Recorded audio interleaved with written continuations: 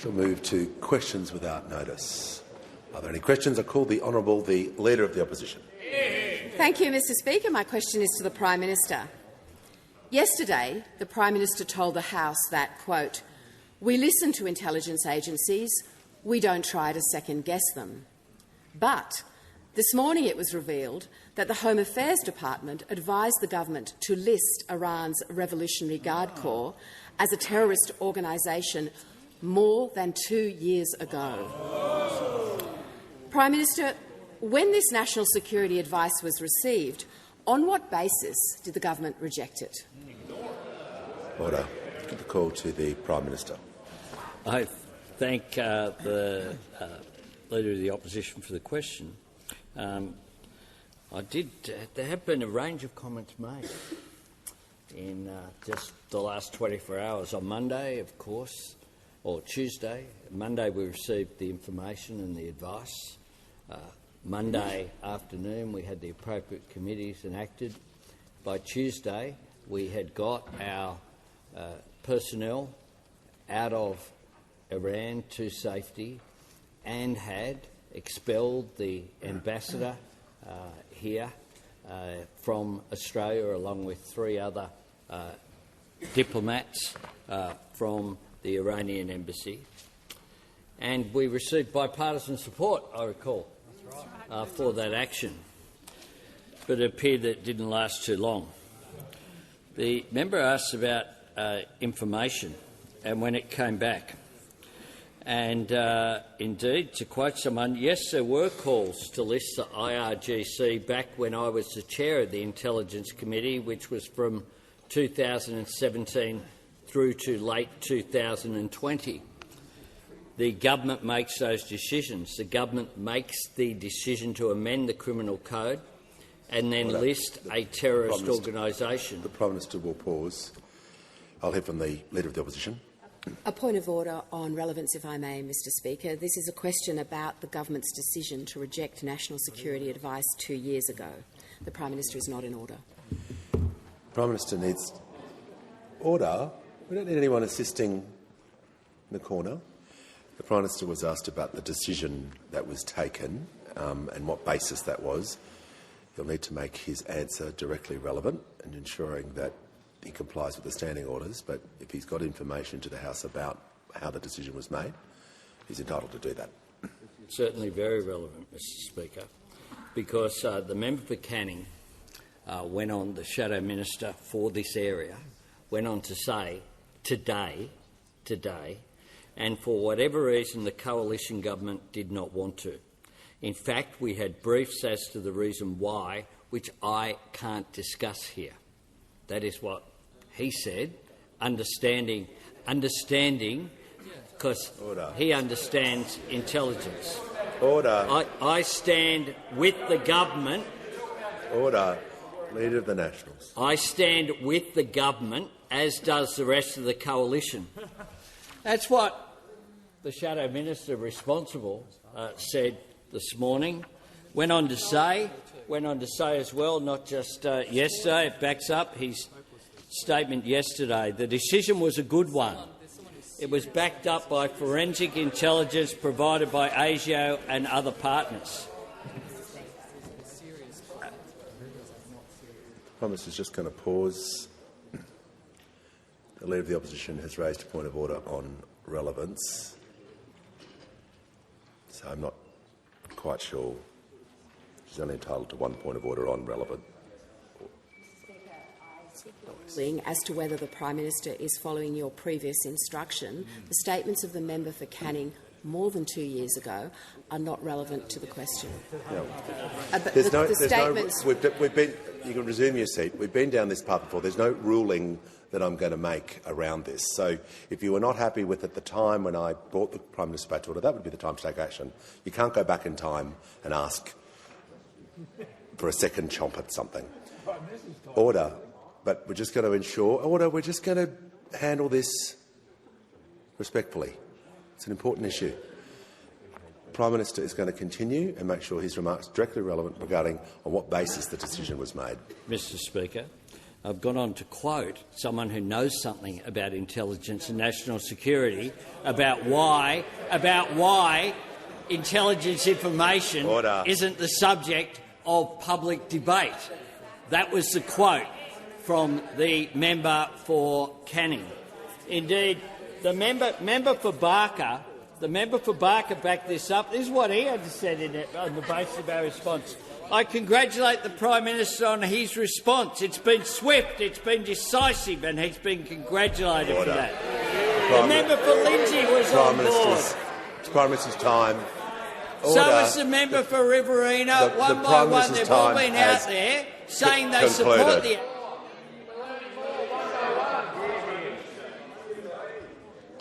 Order. Member for McNamara is warned. Trying to hear from the honourable member for Bonner. Thank you, Mr Speaker. My question is to the Prime Minister. How is the Albanese Labor government delivering on its commitments to help young Australians get ahead, and is there anything getting in the way of this agenda? Call to the Prime Minister. I thank the member for Bonner for her question, and indeed my government is delivering for all Australians, and that includes young Australians, to give them an opportunity to get ahead and achieve their goals in life. And we've been doing a lot of that in the last week, Mr Speaker. We've cut student debt by 20%, of course, benefiting 3 million students and apprentices, saving an average of $5,500 each. We, of course, have legislated free TAFE so young Australians can get the skills that they need for the jobs that they want. And today, importantly, legislation has passed both houses now to enshrine penalty rates into law to protect weekend and overtime pay. So if you're a young person who relies on penalty rates now, you can trust they will be there in the future. This is so important because penalty rates are the things that can make a difference for people, whether they are people working full-time and just working on hours that disrupt their quality of life. If you're working on a Saturday night or on a Sunday, if you're working on a public holiday, you should be compensated for what you are giving up. And that is what this legislation will ensure. We've also, of course, fast-tracking the 5% deposit plan to the 1st of October, wiping years off the time it takes young first home buyers to save a deposit and getting them into a home quicker. So whether you're a young Australian at work, you're looking to buy a home or you're paying off student debt, this government has your back to all of these measures to make a difference. But we've even got your back if you are not working on the weekend but you're at the local pub. Because one of the things we've done is frozen the draft beer excise, so you and your mates can have a cheaper pint this weekend to make a big difference as we go forward. Now, lower student debt, higher wages, supportive housing policies and cheaper beer. That's what my government is about, and it's what we are delivering for young Australians. The call to the member for Wannon. Thanks, Speaker. My question is to the Minister for Climate Change and Energy. Under the Albanese Labor government, electricity prices have exploded by 39%, including a 13% rise over the past 12 months alone. Can the minister explain to the House how a 39% increase in electricity prices can result in a $275 reduction as you promised? The member for Macarthur. Give the call to the Minister for Climate Change and Energy. Well, thanks very much, Mr Speaker. I thank the honourable member for his question. And as the Treasurer very eloquently pointed out to the House yesterday when the inflation figures were actually released, as the ABS itself makes crystal clear, to use their words in relation to the annual increase, this is due to the timing of when the extended Energy Bill Relief Fund rebates were applied in some capital cities. That's what the ABS said yesterday. Of course, that's the case, that the rebates are paid in different months, and that reflects in the figures in different ways. It's also the case. There are other reports. There are other reports out over the last week that the opposition's chosen not to mention, like the Australian Energy Regulator's State of the Energy Market report, Mr. Speaker, which refers to energy prices and points out that Australia's coal-fired power plants are ageing, increasingly costly to operate. Many require high levels of maintenance and refurbishment to keep them running. They are prone to unplanned outages, sometimes prolonged outages, and that makes them increasingly unreliable. Heading into spring and early summer, prices remained higher than the year before amid higher rates of brown coal outages. So these are the sorts of issues that the government and the energy grid is dealing with when we're dealing with the fact that under those opposite, 4 gigawatts of dispatchable power left the grid and only 1 gigawatt came on. Look, there's just far too much noise for anyone's liking. I want to hear from the the member for Wannon on a point of order. The member for Wannon. Thanks, Speaker. It goes to relevance. The question wasn't about us on this side. It was about the 39% increase in electricity prices and the $275 you promised to reduce Australians' power bills by. The member for Wannon is correct. He wasn't asked about alternative policies or approaches. The minister's going to have to confine his remarks to government policy, and you can do compare and contrast, but this is not a free-for-all just to talk about the opposition's policies, as the balance of the answer will now be provided. Absolutely, Mr. Speaker, and I was referring, of course, to the report this week of the Australian Energy Regulator about the Australian market today, which is also dealing with the impacts of 4 gigawatts of dispatchable power leaving the grid over the last decade. That's what the government and the energy market operator and everybody involved in the energy system is dealing with. The fact of the matter is, when this side of the House has an opportunity to take a decision that puts downward pressure on energy prices, we take it. Whether it's energy bill relief or whether it's the drive towards more reliable, renewable energy, that's what we do. That's what we do. When those opposite have a choice, they embark on the most expensive form of energy, nuclear, or oppose energy bill relief, as they've done 3 times. The Leader of the Nationals is testing my patience, so he's going to have a short spell here. Otherwise he'll have a short spell outside. I'd now like to hear from the member for Macarthur. Thank you, Mr. Speaker. My question is to the Minister for Employment and Workplace Relations. How is the Albanese Labor government delivering on its election commitments for low-paid workers? Call to the Minister for Employment and the Minister for Workplace Relations. Well, thank you, Speaker, and I'd like to thank the member for Macarthur for that question, but also the powerful way he stands up for workers in his electorate, particularly low-paid workers. Of course, in our first term, the Albanese Labor government passed landmark workplace relations reforms which delivered on getting wages moving again for Aussie workers. We continue to stand up for Aussie workers, making it with clear election commitments that we are now delivering on.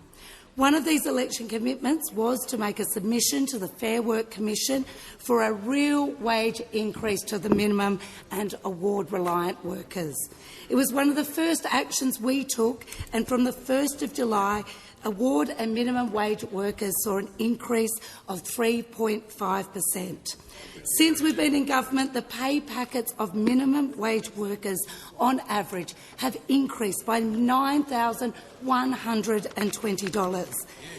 And I'm pleased to report today to the House that we have delivered today on another election commitment, protecting overtime and penalty rates with our bill passing the Senate. We made this election commitment because there are currently applications before the Fair Work Commission that would take workers' pay packets backwards. Our Labor government won't stand by and see wages go backwards. Critically, the passing of our legislation means that penalty and overtime rates for around 2.6 million workers are now protected because of this Labor government.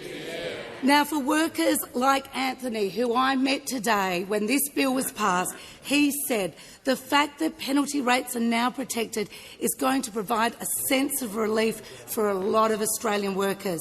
It's going to be just one less thing to worry about. All in all, this is a great day for Australian workers. Now, Anthony can be reassured that his penalty rates and overtime are now protected. Indeed, all of those who rely on the modern award safety net, many who are women and young people, can be reassured that with our action, penalty and overtime rates are protected. Because if you work unsociable hours or weekends and rely on the safety net, you deserve to be compensated. Now, our government is getting on with the job of delivering on our election commitments. Of course, in addition to boosting wages for low-paid workers, our government is delivering tax cuts for every single worker. This is because, at our fundamental core, our Labor government is committed to Australian workers earning more and keeping more of what they earn.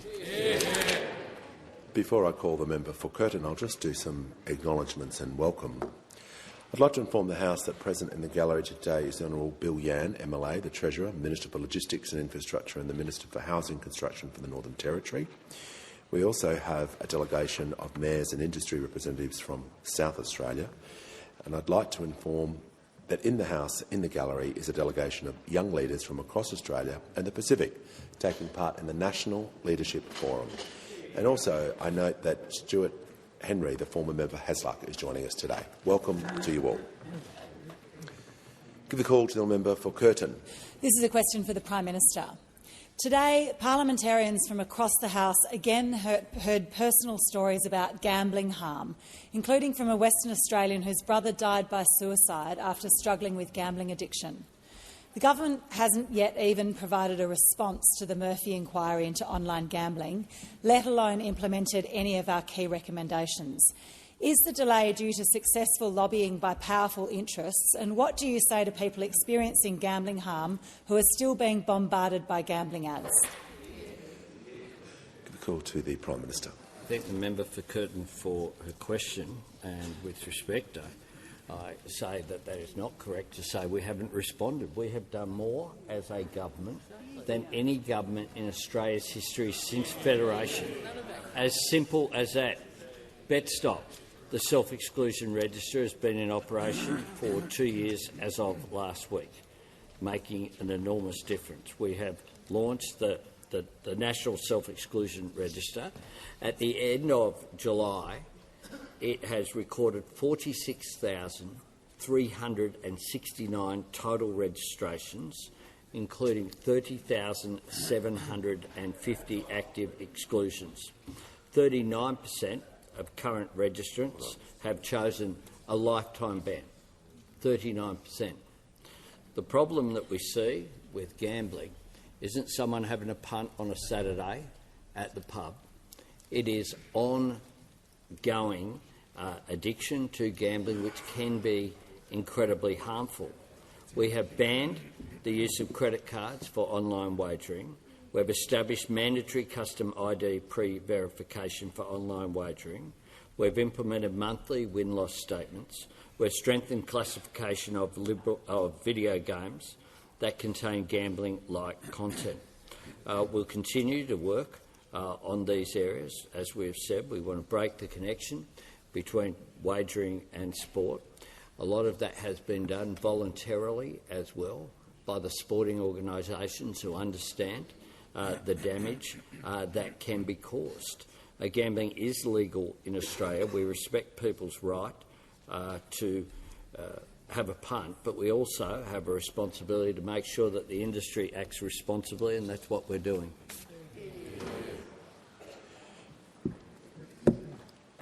Give the call to a member for Barton.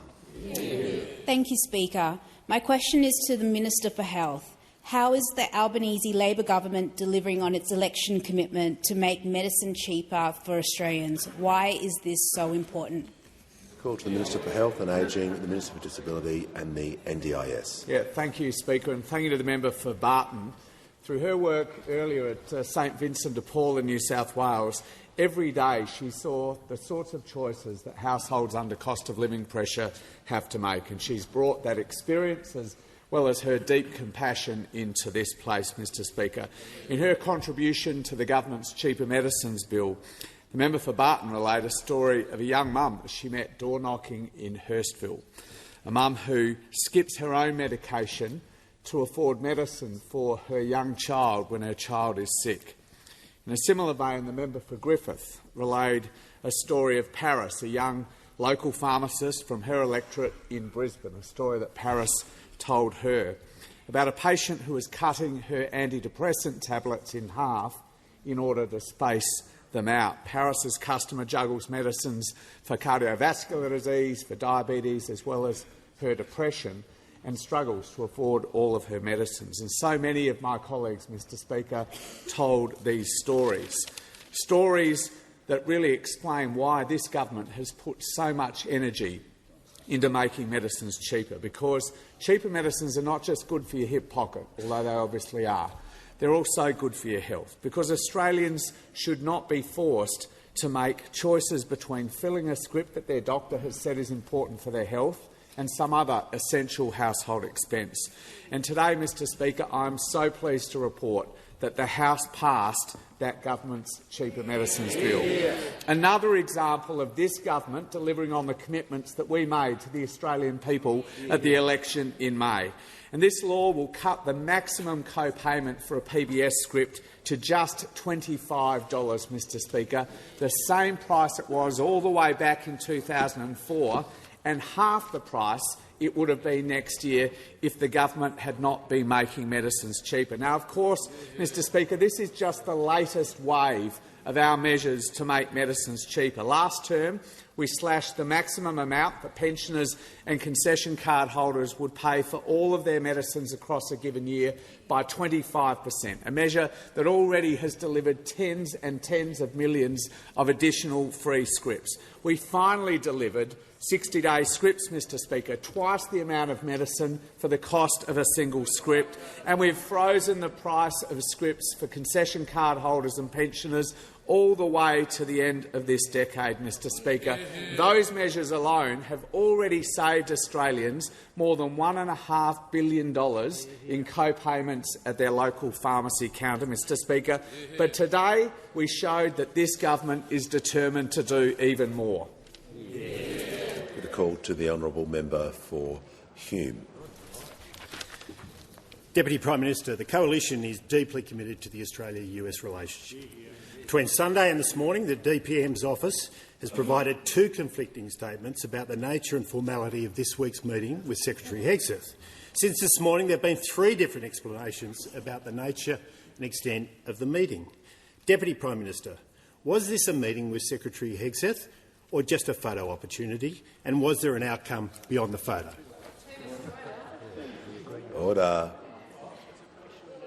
Order. Order. Members on my left and the members on my right, the member was heard in silence, and I'd like to hear from the Deputy Prime Minister and Minister of Defence, and he has the call.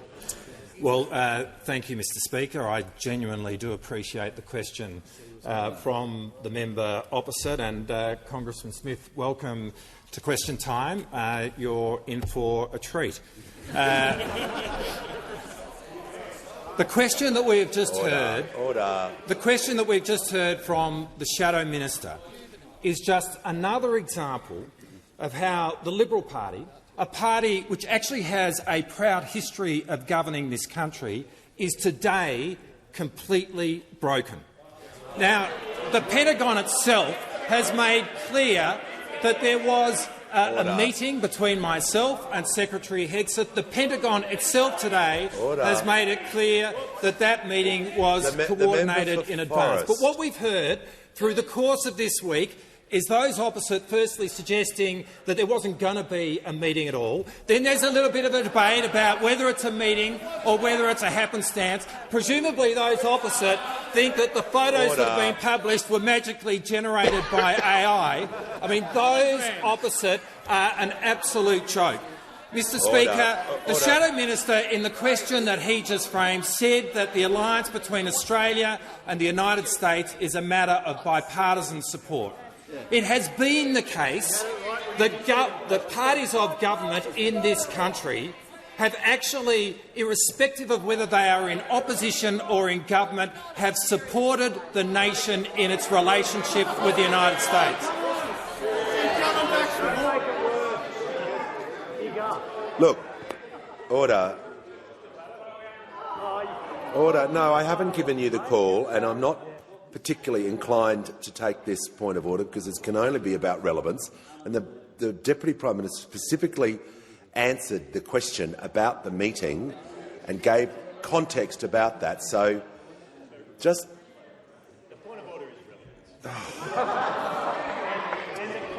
Order. The member for Hume has the call.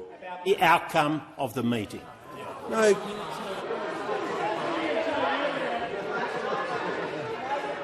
Once again, member for Hume,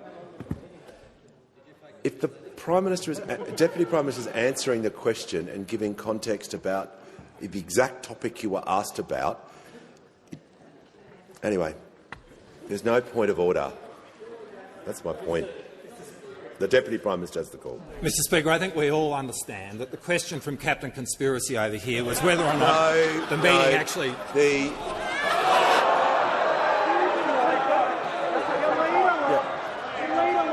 Order. Order. No. The order. The House will come to order so I can hear from the Manager of Opposition Business. Look, we do know why the Deputy Prime Minister is angry. We understand it's been a bad day. But there's been several versions of this meeting. We don't know which one is correct. We've asked a simple question, but he has an obligation to refer to members by their correct titles, and he did not. Yep. I want to hear from the Leader of the House. He said that you can't use any term at all. That term is so much nicer than what his own colleagues say about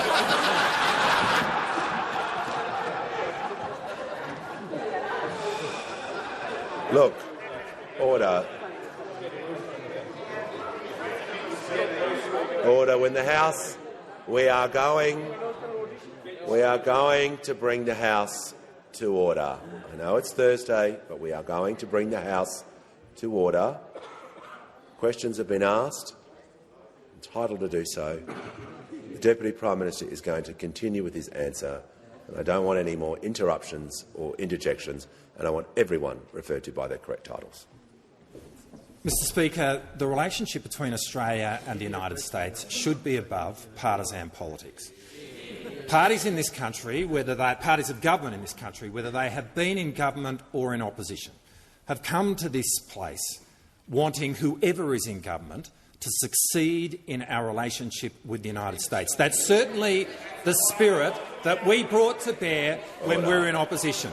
But right now, those opposite are desperately hoping that the nation fails in its relationship with the United States, and that is a disgrace. The fact of the matter is that those opposite should grow up and return to the place which has been occupied by the Liberal Party in the past, and to support the alliance with the United States and do so in a bipartisan way.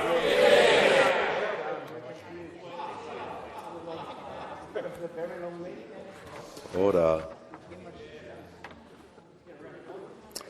The member for O'Connor will leave the chamber under 94A. We're not having just snide remarks given out across the chamber. We've had enough of it. We're going to lift the tone for the remainder of question time. So everyone watching in the gallery and everyone around Australia is watching as well.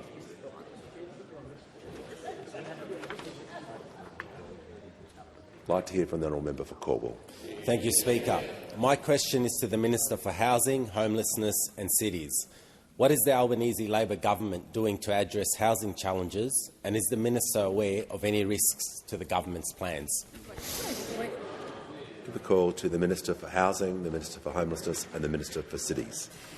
Thank you so much, Speaker. I want to thank the member for Cornwall for his question, and I know he's incredibly proud that to date 2,360 people in his local community have got the opportunity to get into their first home with the backing of the Albanese government. And, Speaker, I know that he can't wait to get back to Greenvale and to Broadmeadows and talk to his community about the landmark expansion that we are making of this program, Speaker. 5% deposits for every single first home buyer across this country. The days of a 20% deposit for a first home, they are gone, Speaker, and we're going to be very proud to deliver it on the 1st of October. Now, Speaker, it's been a really important 2 weeks for us on housing, as you've seen our government build on that $43 billion agenda that we've got in place. We're focused on 3 things, Speaker: building more homes, making it better to rent, and getting more Australians into home ownership. And of course, Speaker, you've heard me talk about that real progress we're making on this agenda for Australians. 500,000 homes have been built since we came to office. Speaker, year on year, housing approvals are up 30% in our country. In less than 4 years, we've got 28,000 social and affordable homes in planning or construction, with 4,000 social and affordable homes completed. Remember, Speaker, we're comparing ourselves to 9 years where the Coalition built 373 homes around this country. Absolutely disgraceful. Now, Speaker, on top of that, 1 million households around the country benefiting from almost a 50% increase to Commonwealth rent assistance.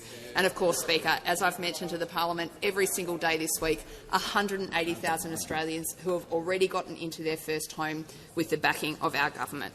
Now, Speaker, we know there's more work to do, and that's why just in the past week we've announced this landmark expansion to the 5% deposit program on the 1st of October, and of course more work to build more homes more quickly through the immediate actions that we're taking out of the Economic Reform Roundtable. Now, Speaker, just to refresh the Parliament's memory, that includes the pausing and streamlining of the National Construction Code and the fast-tracking of environmental consideration of more than 26,000 homes. Now, Speaker, there's a really clear contrast to be seen here. The last 2 weeks, our government spent our time building more homes and expanding pathways to home ownership, and those opposite have spent that fortnight in a complete chaotic mess. Speaker, they've spent their time not talking about real policies that actually exist, but making up scare campaigns about taxes on housing that don't exist. They've spent their time in the Senate not trying to build more homes, but trying to stop the construction of 80,000 new rental homes. On the 5% deposit program, on Monday the Leader of the Opposition said she loved it so much that it was her idea. At the same time in the Senate, the Shadow Minister was calling it bizarre and ridiculous. Speaker, we're focused on housing and we'll continue that work because that's what Australians elected us to do. Give the call to the member for Page.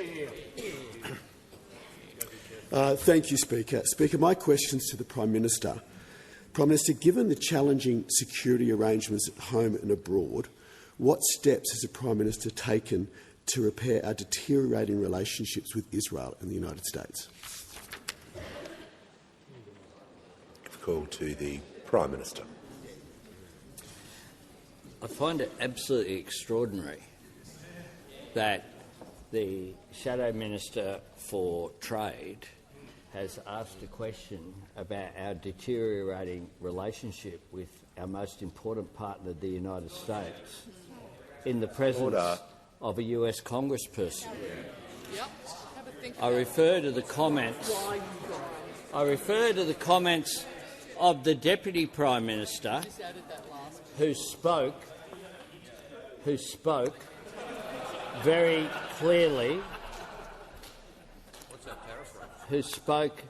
very clearly about the parties of government in Australia and the way that we deal with serious issues.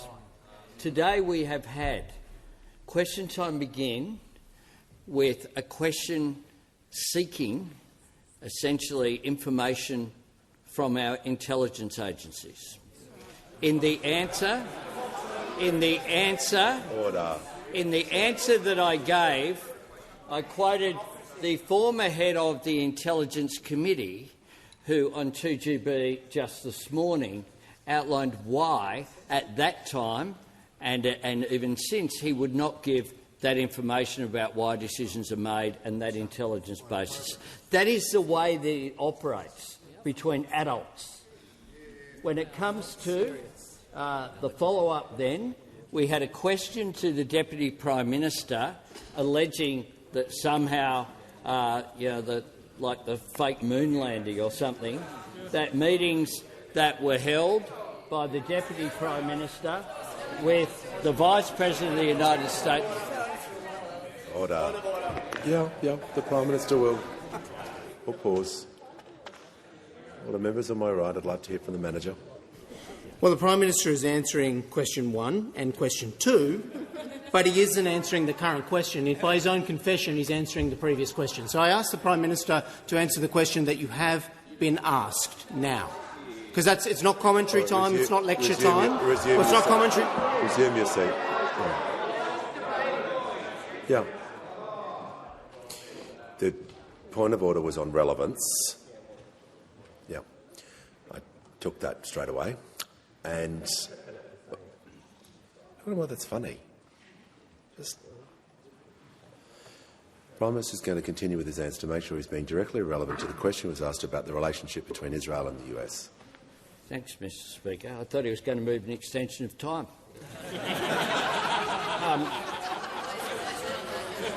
The relationship with the United States has been above partisan politics. And when Leader of the Opposition, I received a phone call from then Prime Minister Scott Morrison, in 24 hours' notice, came to Canberra without knowing what the meeting was for, had a briefing from our defence agencies and intelligence agencies about the proposals that were there in place about AUKUS, kept that confidence about that briefing, convened a meeting of my shadow cabinet just 1 hour after the announcement, and then had a full caucus meeting to back in the AUKUS arrangements.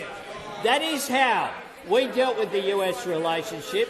We continue to be proud of the fact that the relationship with the United States is our most important. Prime Minister's and it is extraordinary that you would come in here and attempt to undermine time it. Has concluded.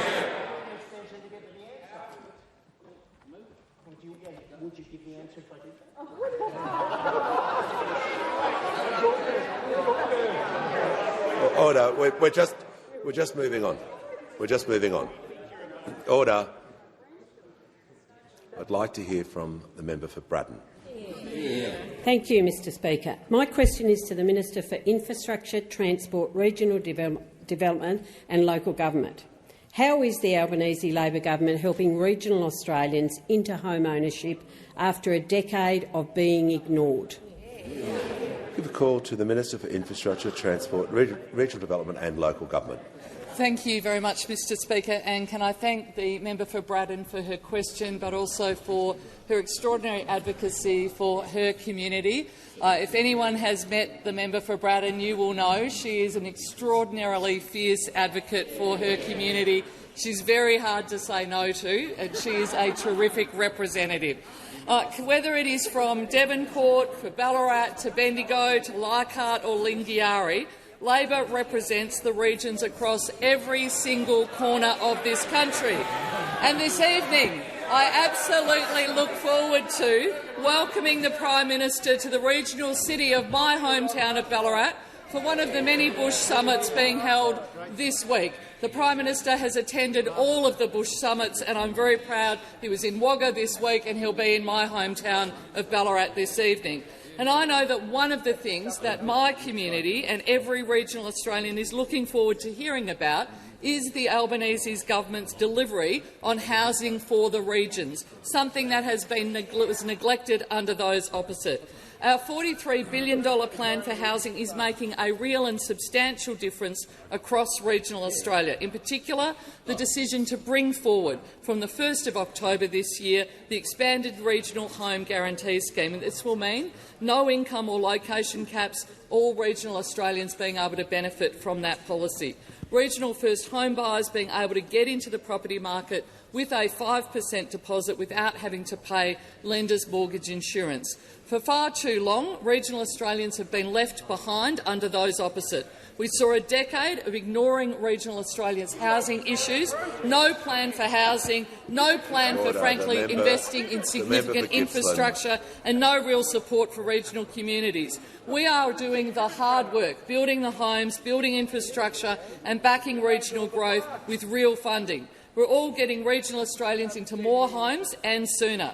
Since introducing the Regional First Home Buyer Guarantee in 2022, we've issued over 23,500 guarantees in the regions and supported 38,500 regional Australians into home ownership. In my own hometown of Ballarat, thanks to Labor's scheme, 1,000 families, 1,000 people have benefited from getting into a first home because of the policies of this government. It, of course, comes on top of our $1.5 billion in investing in infrastructure to really get housing moving, particularly in the regions. The opposition had a decade to act on regional housing. All they did, frankly, was leave it in crisis, and we are once again having to clean up their mess. The call to the honourable for Moncrieff. Thank you, Mr Speaker. My question is to the Prime Minister. How has the government managed to find so many millions of dollars in taxpayer money to fund inner-city cycleways, including for bike lanes in Sydney and Grayndler, but so much less to support South Australia's response to the once-in-a-generation ecological event that is the devastating algal bloom? Why do countless communities and small businesses in South Australia, many here today, Prime Minister, have to pay for the cost of Labor's inaction? Order. Order. There's far too much noise. The member was entitled to be heard in silence. I'm not happy with the level of interjections. Okay. The Leader of the Opposition. I'm just saying I'm not happy with the level of interjection, so that's not a time to interject. Order. I'll give the call to the Prime Minister. Thanks very much. I met with all of the councils earlier today and they thanked the government for the work that we are doing when it comes to South Australia's algal bloom. This is an ecological event that is directly related to the impacts we are seeing right across our continent of climate change. What we have seen here is floodwaters come through the Murray-Darling Basin, out through the Coorong, into the ocean at a time when extra nutrients have therefore gone into the water, and the water is 2 degrees hotter than it would normally be at this time of the year. This is not something that is the result of any single government action. This is something that I've met with the South Australian government on. Importantly, we have provided a range of funding. Indeed, every bit of funding that we have been asked for has been provided. But it is also including $20 million to support the South Australian government to not just combat the effects of the algal bloom but improve preparedness for future events. Now, does anyone think that abolishing our commitment to net zero and action on climate change will make these events more likely or less likely to happen in the future? And at a time where those opposite are running a relentless campaign from some in the National Party. It's even brought the member. Order. I want to hear from the Manager of Opposition Business. Relevance again, Speaker. No, resume your seat. No, resume your seat. Resume your seat. No, not entertaining it. If you ask a question or anyone asks a question and the Prime Minister is giving facts and figures about the topic and then he's going to go into reasons behind that, he's entitled to do that. We're not just getting up and saying, I don't like an answer and that's my point of order, because that's what we're doing. The Prime Minister has the call. And I can simply say I won't take any points of order, which other speakers have done. The Prime Minister has the call. Thanks, Mr Speaker. This issue is directly related to climate change. The people that we met this morning understand that it's directly related to climate change. The scientists who we met with last week, who are undertaking practical work, understand that this is directly related to climate change. And those opposite are busy. We don't know whether, according to the taker of the point of order, has said that they're having a 9 to 12-month experience over whether they'll take support for net zero will continue. But it is extraordinary that they're actually becoming more right-wing on climate than Scott Morrison was. Order. We'll hear from the honourable member for more. Thank you, Mr Speaker. My question is to the Minister for Defence Industry. How does the Albanese Labor government's recent decision on new frigates help build a future made in Australia and keep Australians safe? Why was this decision so important after a wasted decade in defence industry? Give a call to the Minister for Defence Industry and the Minister for Pacific Island Affairs. I thank the member for his question and applaud his commitment to Aussie manufacturing. Mr Speaker, the Albanese government has selected the Mogami class as the preferred platform for our general-purpose frigates for the Navy. This frigate decision is the biggest capability decision made by this government since announcing the optimal pathway for our submarines. It delivers on our plan to double the surface combatant fleet, giving the Navy much greater firepower. It's a plan backed by the Albanese government's $55 billion investment over the decade to deliver more ships more quickly. And it's a plan to build 8 of these next-generation stealth frigates right here in Australia. And it's supported by tens of billions of dollars of investment that we will make in Western Australia as part of our commitment to continuous naval shipbuilding. And I'm proud to say it will support over 10,000 well-paid, high-skilled jobs in WA and thousands more across Australia as Aussie businesses build these next-generation stealth frigates. Speaker, this truly is delivering a future made in Australia. Now, this decision was made months ahead of schedule and is an example of how we're accelerating critical defence capability projects to keep Australians safe, just like how we accelerated $1.3 billion in counter-drone capabilities to protect our troops and bases, a capability those opposite ignored when they were in power. Speaker, will sign the frigate contract early next year, and the first frigate will be delivered in 2029, and we'll have 4 frigates by 2034. That's 4 times as many frigates as the former coalition government planned, and with the first new frigate delivered 5 years earlier. Let me repeat that, Speaker. 4 times as many warships and the first 5 years earlier than the plan of those when they were in power. Now, Speaker, I'm asked about a wasted decade. Our record on defence capability stands in stark contrast to the coalition. Under us, we have we'll have the largest surface combatant fleet since World War II.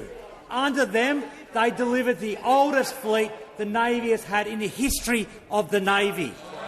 Under us, we're creating tens of thousands of jobs as part of continuous naval shipbuilding. Under them, they closed 2 shipyards in Australia, costing thousands of jobs in Melbourne and the Hunter. Speaker, the Albanese government is getting on with the job of keeping Australians safe and delivering a defence future made in Australia, delivering more well-paid jobs for Australians, while those over there can't be trusted with defence or national security. Concluded. Give a call to the member for Calare. To the Prime Minister, the 2022 Central West New South Wales floods saw extraordinary acts of courage and service across our communities. Eugowra was the scene of the biggest helicopter rescue in Australia's history. Despite this, the National Emergency Medal is still not available to emergency responders, volunteers and community workers who performed with such distinction in that crisis. Yet those serving in disasters that have hit other parts of Australia are eligible. So when will our community heroes get the recognition they deserve? Give the call to the Prime Minister. I thank the member for Calare for his question, and as he knows, I went to Eugowra on 2 occasions during that period, including with the member. We provided substantial support in partnership, not just to Eugowra but to places like Forbes, which were then, I think the redistribution might have had an impact, but were in the member for Riverina's electorate at that time as well. And we worked with the state government to ensure that that community that had been devastated. It was quite extraordinary seeing the power of the floodwaters lifting up whole bridges and moving them, steel structures, literally hundreds of metres from where they had been for many, many decades. In addition to that, the impact, of course, on the human impact was devastating on that community. But it was terrific to go with the member and to see firsthand the resilience of those communities, and to be able to thank emergency service workers and others. At the worst of times, we always see the best of the Australian character, and we did on that occasion as well. I'll take that on notice, that question by the member, and will respond appropriately to him, and I undertake to do that in the next week. I know that he is very passionate as a local member in being a strong advocate on these issues, and that those communities certainly have suffered a lot, but I thank him for the question, and I ask that further questions be placed on the notice paper.